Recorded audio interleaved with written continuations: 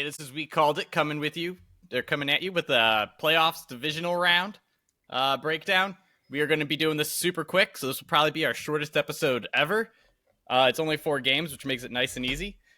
Just a reminder, we do have our J.J. Watt rookie card giveaway. Now listen, guys, it's important that you signed up and get in on this thing, because these are the kind of cool things we want to give out when we get better subscriber numbers. But this is a signed Justin Jefferson, Randy Moss helmet Ken got for me. We have things like that we'd be giving away. It's a very, very fancy helmet. And Ken, thank you very much for the great Christmas gift. So anyways, JJ Watt rookie card, 100 subscribers. Sign up. That's what happens when you go 6-1. You're able to give awesome gifts like that. Phil, take note. Hey, you know what? I still need to buy Christmas gifts, actually, because I'm going to Cleveland this weekend. Or next weekend. All right. With that out of the way, we are joined by Connor Lucas. How you doing, Connor? Ken also didn't pick as many games as we did, Phil. Okay? So I just want you to know... Ken didn't believe in himself. I picked 9 games last week and went 6-3. That's pretty actually, good. Me and Connor tied. We both had 6 wins. I agree. Ken, I just had less Ken backing losses. down immediately from his stances. I know what I'm doing. All right, and then Ken hasn't been shutting up. He's here with us too, Dr. We Ken know of who the Call. Ken is. We know Mr. 6-1, Dr. Ken. They're all right. I don't have to say anymore. All right, here we go. Flying through this, starting off with the Houston versus Baltimore. That is the first game Saturday, I think, and it's like 4 o'clock or something around there. I don't know. Don't keep track of times. Anyways, Baltimore is a 9.5-point home favorite. Totals 43, and we are unanimous on this one. Oh, crap. So we are all dead wrong. Connor, why don't you go first? Tell us why Houston's going to cover. I want to be... Let's be transparent here. I was the only one who picked Houston last week. You were the only one to have Houston as an underdog Super Bowl pick, too. So kudos to you. Yeah, but I also had the Cowboys, so they wash out.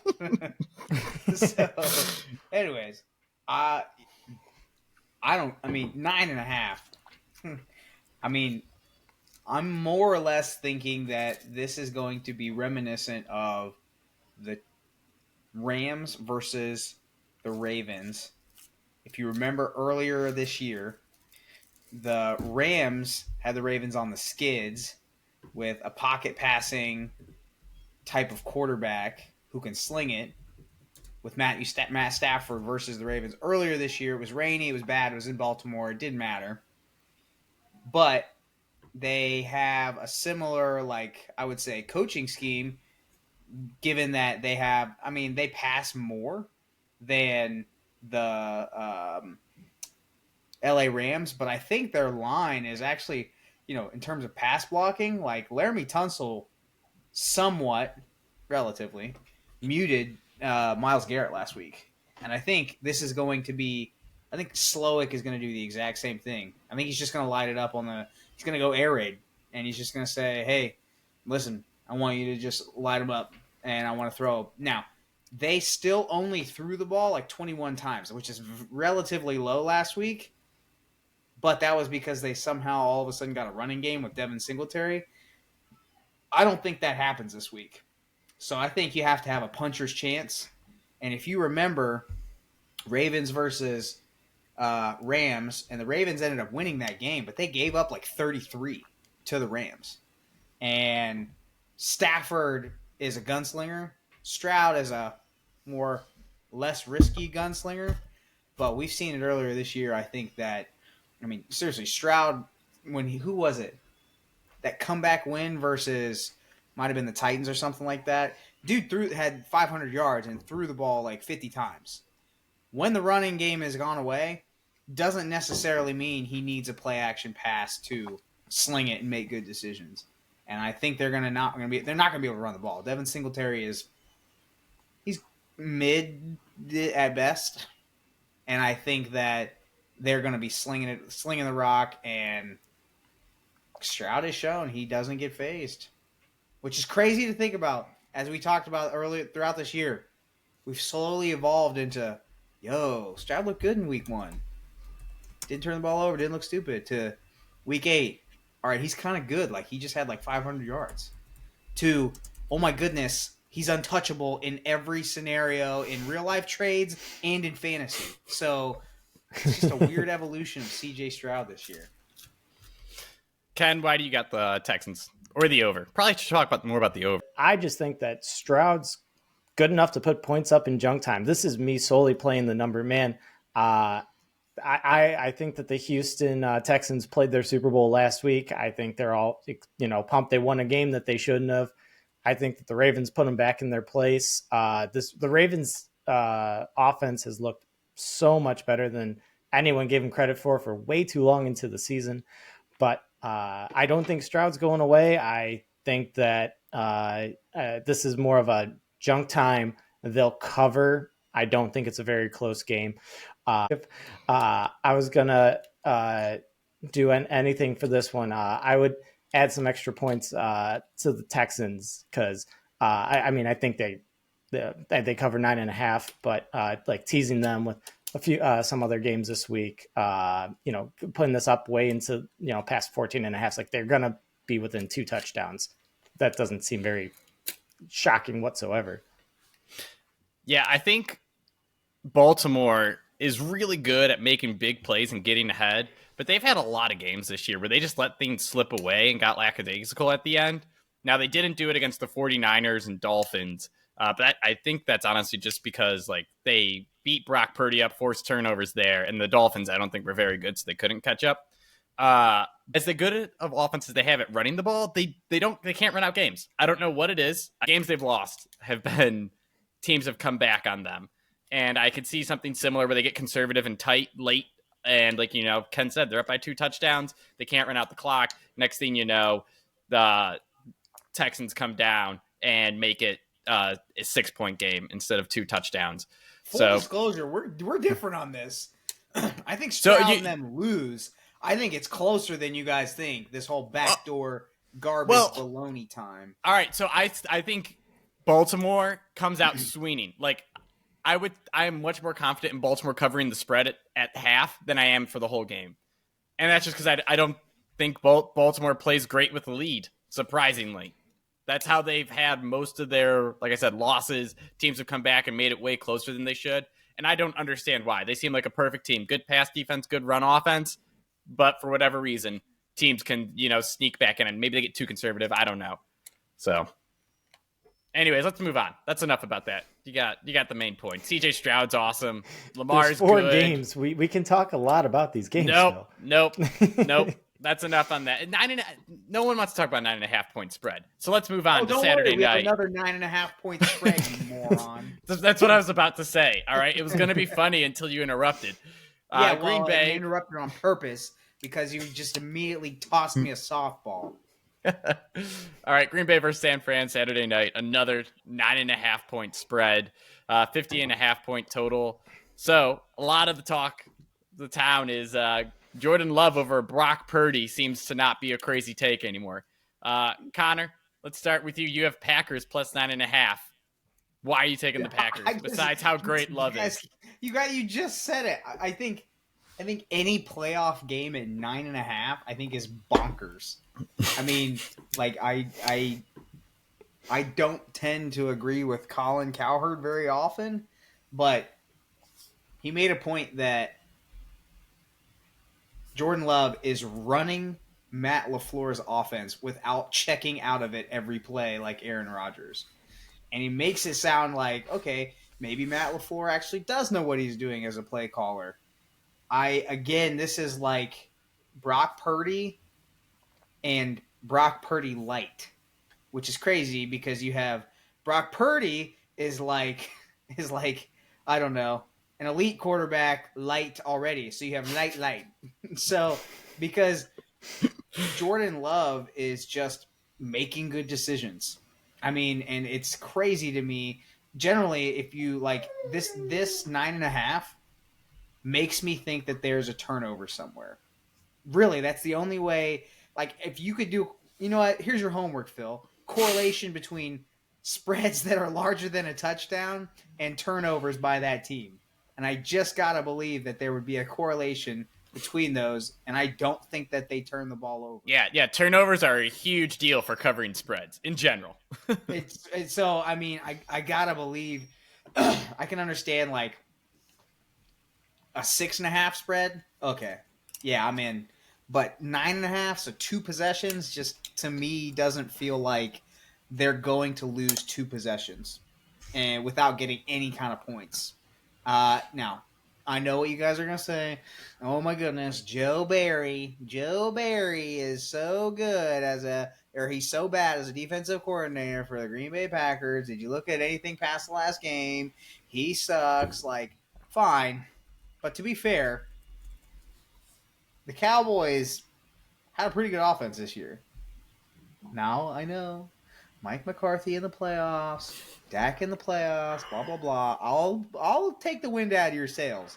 I'm just saying, 9.5 is massive, dude. I don't get why people love like Jordan Love has been phenomenal this year, and I'm just so happy that people are coming in like last 8 weeks. He's money. He's shown that he is the franchise quarterback we all hoped he could be.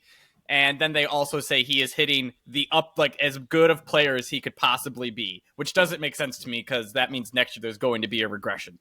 Anyways, Brock Purdy and Kyle Shanahan with an extra week off against a defense that is full of holes. I know you said it. I know you. I hate that you just took all my arguments away because the Cowboys are trash and I hate them in every meaningful game. And that just came to fruition there.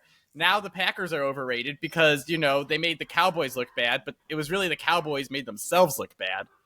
And the Packers offense, I know it's been phenomenal, but when you look at the teams they played down the stretch when they've been winning, it was the Chargers, the Lions, which that was a good win, the Chiefs, the Giants, and then Buccaneers, Panthers, Vikings, Bears. I truly think 50% of those teams that wasn't bad. No, just wait. So you're going to tell me the Giants, Buccaneers, Panthers, Vikings, Bears, and Cowboys are all impressive. Because I'll give it to you. They shocked everyone with upsets in Detroit and Kansas City. And then after that, I'm kind of disappointed with the rest of the teams they play. Cowboys? Phil, the Cowboys aren't good come the playoffs. So Phil, you're going to tell me you on this one. The last 6 games have been extremely underwhelming to me. And I think now teams have a lot of tape on them. And also, they run Kyle Shanahan's a brand of Kyle Shanahan's system. They're going to be the Packers will be facing a good defense that knows what they want to do. I don't think the trickery and people running 50 yards wide open is going to happen in this game. And also, the 49ers have, one of the best offensive minds and the best set of skill positions anyone could ever want. Brock Purdy's going to tear it up. I'm going to have a huge spread, though. It is a huge spread. And the 49ers are famous for getting up by 40 and just coasting because they're awesome. Actually getting up by 20, then running for 20 more points. 49ers all the way. So a little bit of what both of you guys said here. Connor, you had a lot of great points. You just picked the wrong team. But 49ers, 9.5's a lot. They've been covering that all freaking year, man. And the thing is, when the Packers don't have a good defense. They don't have great playmakers. They don't, especially compared to the 49ers offense. The 49ers have just been taking what defenses give them all year. And guess what? It's a very vanilla defense out there. Yes, they showed up against Dallas in the playoffs. Is that even impressive at this point anymore? But the thing is, I think that I love the over in this game. I mean, I think both these teams are going to score. Jordan Love, by the way, the off the back foot flick of the wrist, 30-yard touchdown right down the middle, like that. I'm watching. I was like, man, that is Aaron Rodgers right there. So I love to see it. But also, Aaron Rodgers loved to lose to the 49ers in the playoffs. It's just what he did. It's going to happen again. I like the over. I think there'll be points, and I think there'll be a lot more on one side. But wait, before you go, Connor, before you go, how many games last week were over a 10-point difference? All but one. I get it. All but one. I get it. I get your point. Hey, by the way, I made 9 of my last shots, Phil, Yeah, probably means I'm going to make my 10th, right? absolutely. I'm in. Feed Okay, the hot all right. hand. Mr. Stats boy. If you're playing Yeah, against the exactly. 49ers, you will not be making that shot. I mean, I'd be interested to know Kyle Shanahan against the spread after having a week off. Not winning, against the spread. I know the winning stat's very impressive. I'm sure. But the spread is this is what I'm saying here. All the arguments that we just said about Houston covering backdoor, whatever, we're not even making those arguments. We're saying that Green Bay is actually better. And then we're saying, no, I'm not you saying guys that. are saying, No. oh, well, but let's I be did clear. not say that. The Packers are not better than the Texans. Sorry. fine, but is San Francisco on the same way is better than Baltimore? Yes. Yes. You guys are nuts. Listen, the only reason San Fran looked humiliated against Baltimore is because of 4 interceptions. And you just said, interceptions matter to the spread. They do a lot. Anyways, Yeah. we haven't covered the totals. I'm really sticking behind my preseason 49ers pick here. And See, you're I've been biased. doing it all You're year, biased. and You're it biased. still You're fits. biased because you have something to win here. Yeah. Yes, Connor. Yes, you're right. Realistically, he's on fire. Ken's looking at this like, hey, I had 6 wins. Connor had 6 wins. Exactly. He's like, listen, if I continue to say this and I'm right, that's 7-1. Oh my goodness. Anyways, back to I think San Fran's going to win by 30. Yeah, that means I have the under. Green Bay's getting like 10 points in this game. I am going hard against Green Bay's offense right now, and I know it's been hot forever. But I told you, All right, I'm just pause, Phil. Pause. You said it's the falling knife theory. You ever hear about that? Well, you just said that the 49ers are winning by 30 and Packers are scoring 10. Yeah, so 40 to 10. Yeah. Yeah. Guess what? Where's the math? That's so close. That's so close. Like, hey, you know what? We don't count by so close. It's ones or zeros here. Do you win or not? Dude, I think it's going to be 40 to 13. So, if I was you, I'd pick the over. Connor, why do you have the under? I just think I've said it's going to be close. And if it's not close, I still think they'll backdoor cover. But these guys put together long drives. I just think possessions are going to be a premium here.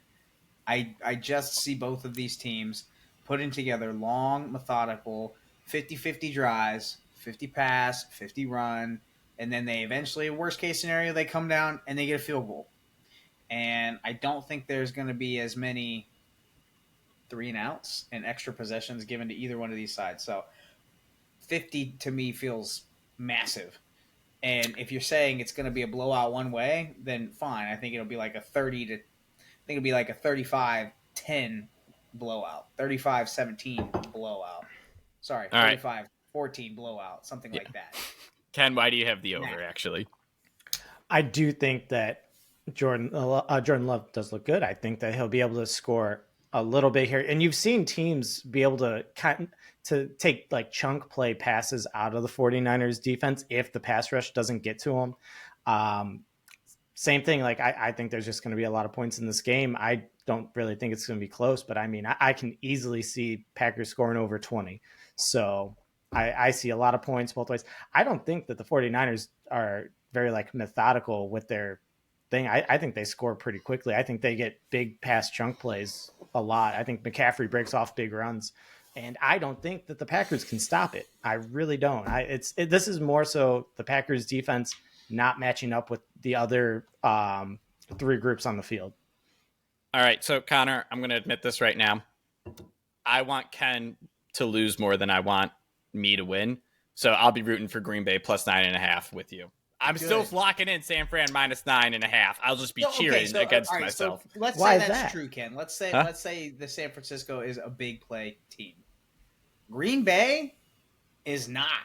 I get it. You can say that they had these lovely, big, massive plays last week against the Cowboys, but according to Phil, that was Dallas. That's Dallas's problem. Dude, 10,000%. Anything that happened last week is Dallas's problem. I don't see them. I mean, Christian Watson has been in and out of the lineup. That's their big play guy.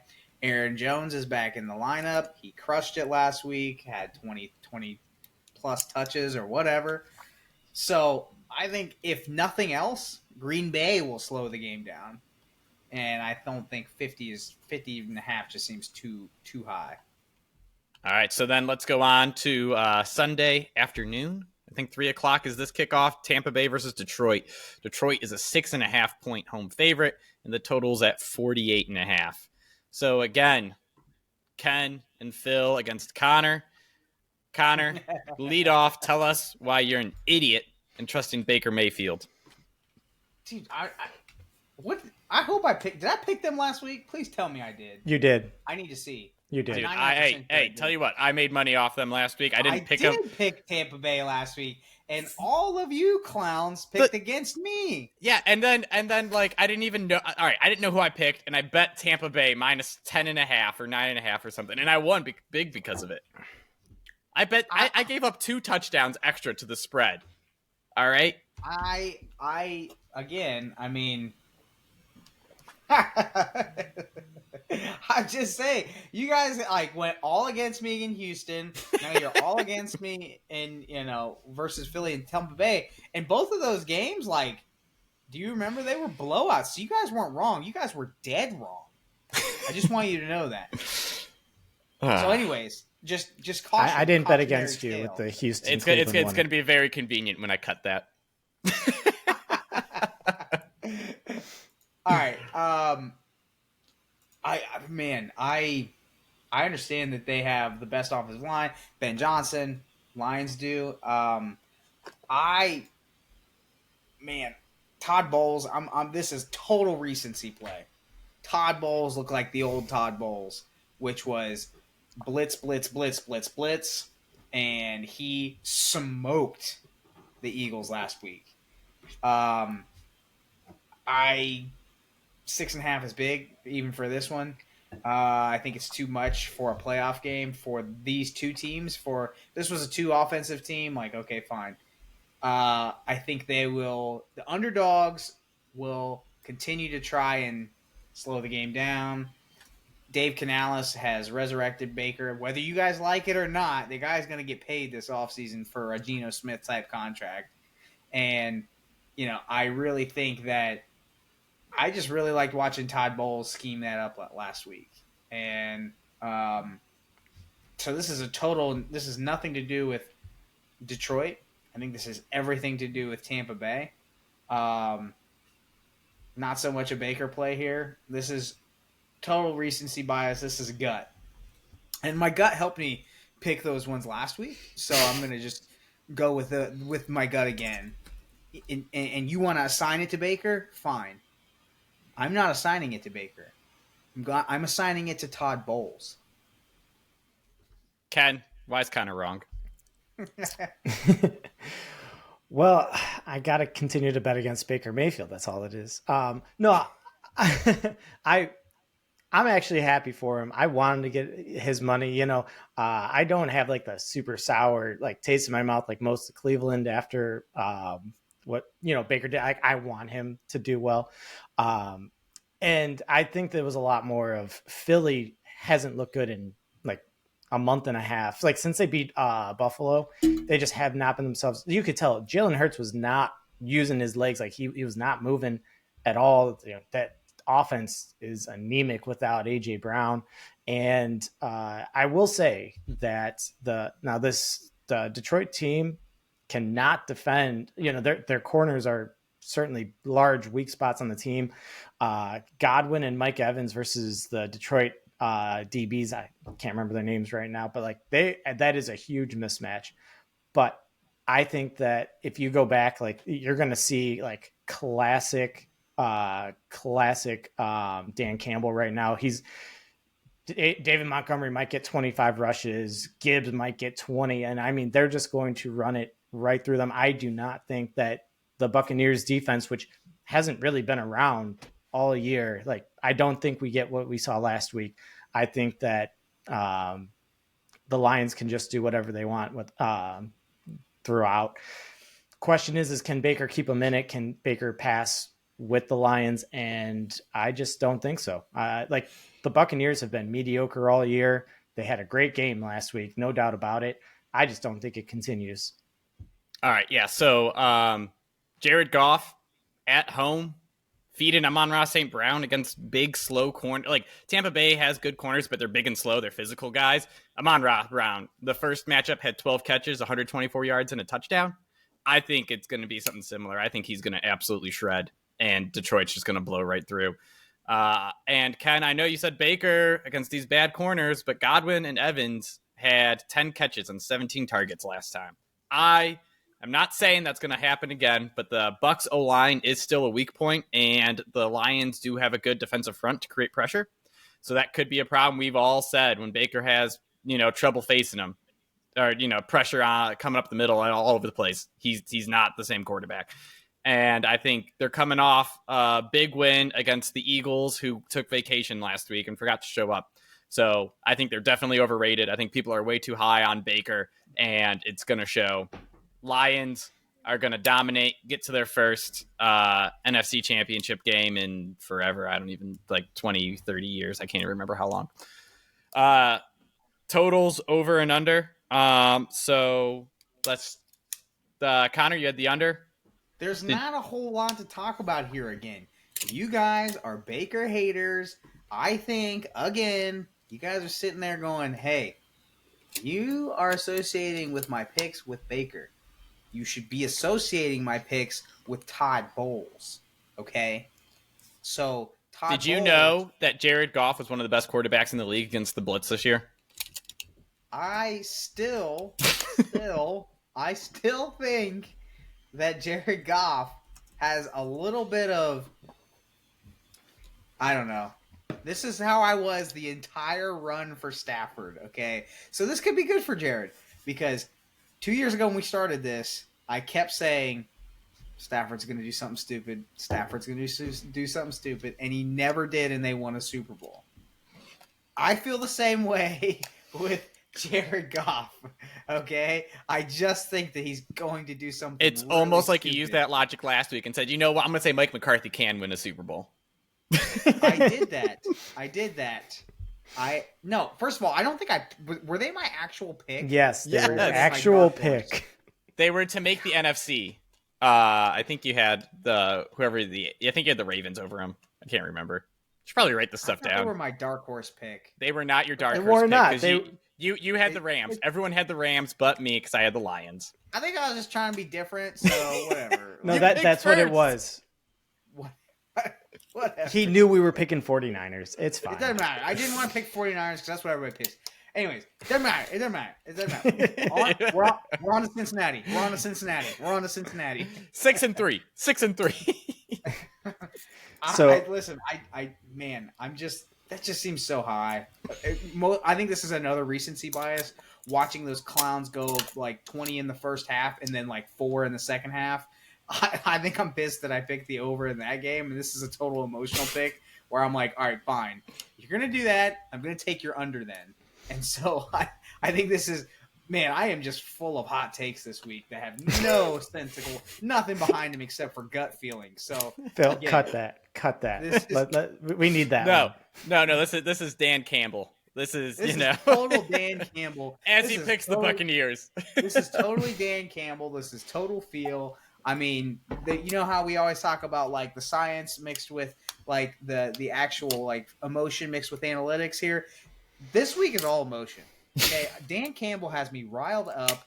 I am ready for them to go to the Super Bowl. That's fine, but they can't cover spreads or score points. So that's all I'm saying.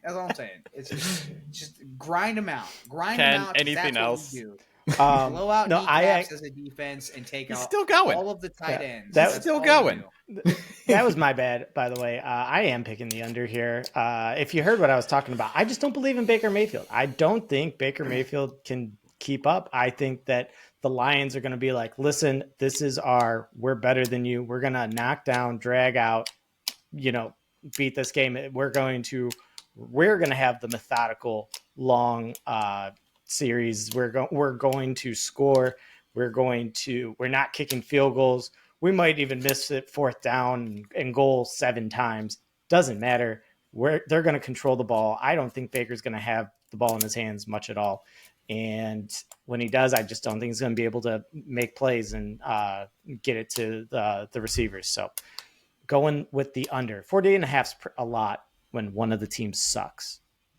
So the whole team, not just Baker Mayfield. Yes. So I think Dan Campbell learned his lesson last week. Probably not, but I'm going to stick with it in my mind. And he almost blew that game against the Rams by not being aggressive in the second half. 21 points in the first half and 3 in the second half. Are you kidding me? They absolutely could have scored more if they wanted to, and they just didn't. The Buccaneers also have I had the over. I know.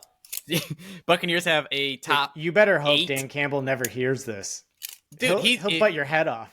he'll bite my head off as he throws for 400 yards because he knows I'm right.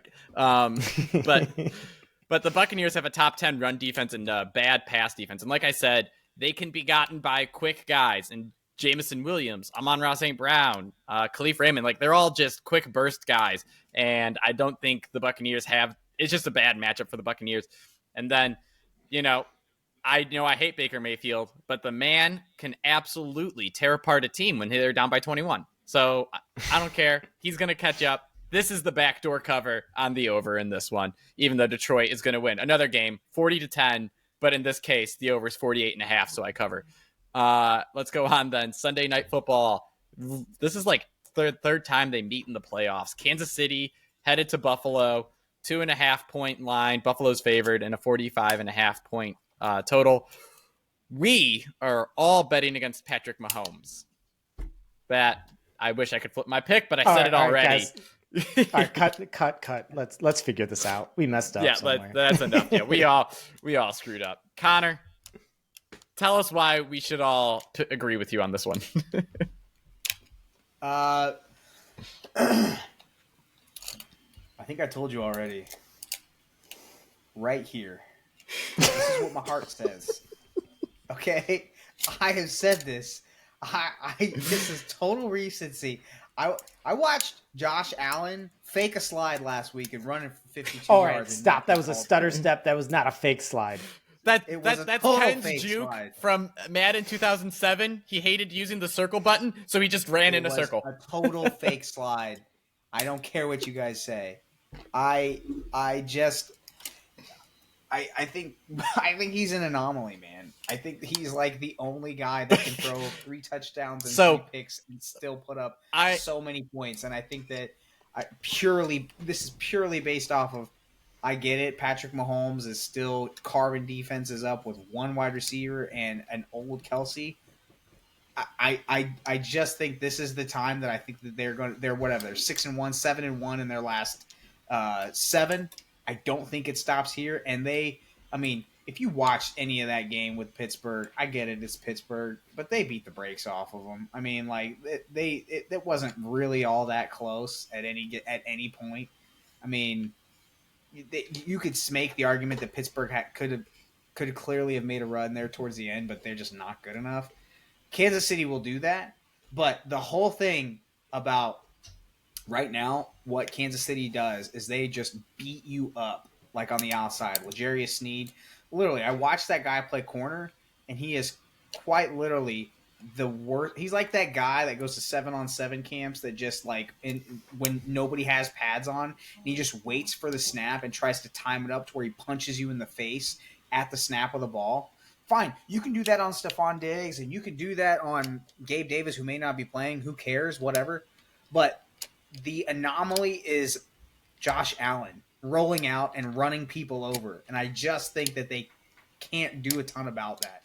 I don't think anybody can, for that matter. So Connor, Josh Allen, big play. You don't remember this, I bet, but when you coined "I believe in Joe Burrow" on that same episode, you actually said "I believe in Josh Allen," and that was the game that he went out and he lit up the Kansas City Chiefs, and Patrick Mahomes was better.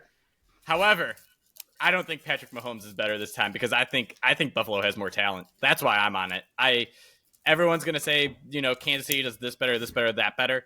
But I think Josh Allen is playing his best football right now. And while Patrick Mahomes is a textbook better quarterback, Josh Allen is playing much, much better football. And I think he comes out and he tears it up again, runs over a couple people. and they go on to the first to an AFC Championship game. So I don't think that the Kansas City offense is outside of Pat Mahomes is that great. Like, okay, I do absolutely love to watch Isaiah Pacheco. He runs angry, my type of running back. But you need more than that. Connor, in the group chat during the game, you even mentioned it. You're like, dude, Travis Kelce is just a role player at this point. And I mean, he's not even the best tight end in the league. And I mean, yes, best tight end in the league's awesome. But for Travis Kelce, I mean, that's a huge downgrade. And I love Rashee Rice, but he is a good receiver. He is just a good receiver. Like there's nothing exceptional. Now. He has a chance, Ken. He has a chance to be great. We may put him in the T. Higgins bucket before you admitted T. Higgins was great. Okay. All right. I don't want to say anything about T. Higgins, but I will tell you confidently that Rashee Rice is not in the T. Higgins bucket.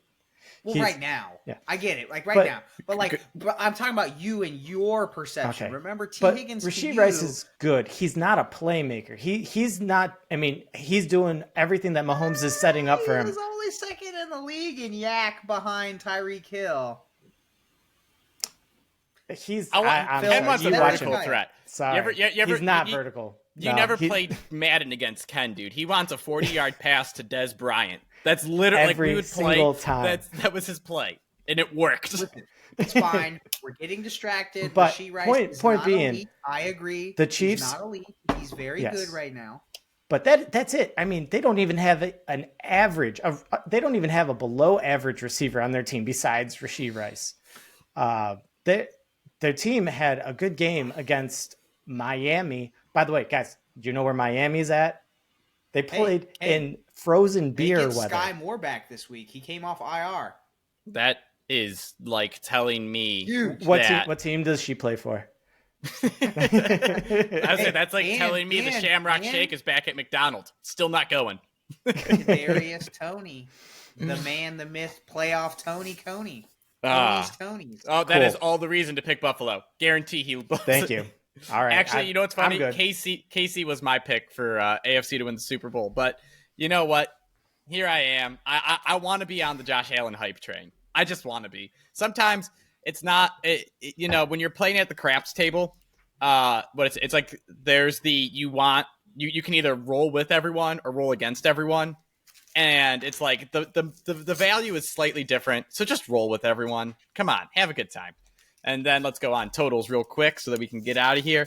Overs and unders. Connor, you have the over, but this teams have always hit the under except for in their, historic playoff game. No, listen, I am a broken record, okay?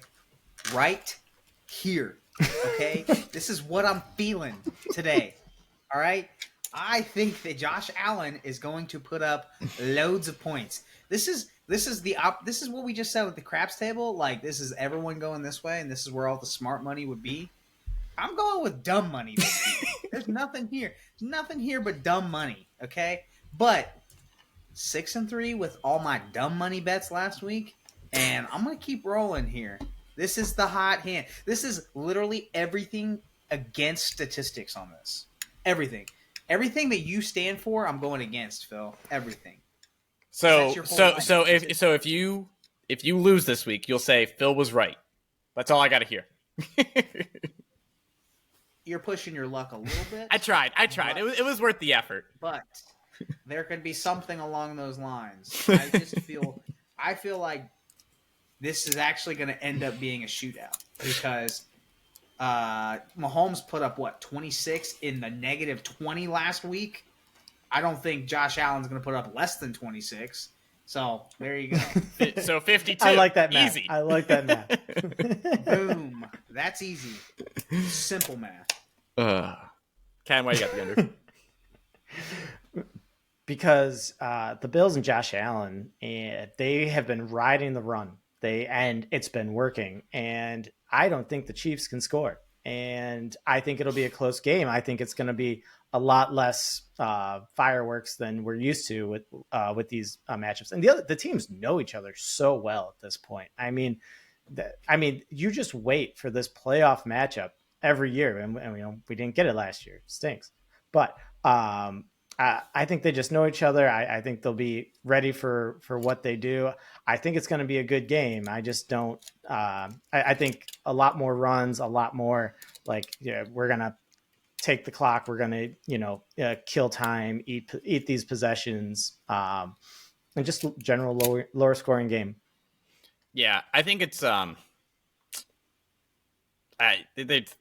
think Buffalo's going to get ahead, and then they are going to outthink themselves and get too conservative the way they always do, and then Kansas City's going to come back, but Josh Allen's going to be like, hold the phone. I'm going to throw on my Superman cape real quick, and I'm going to make an awesome play.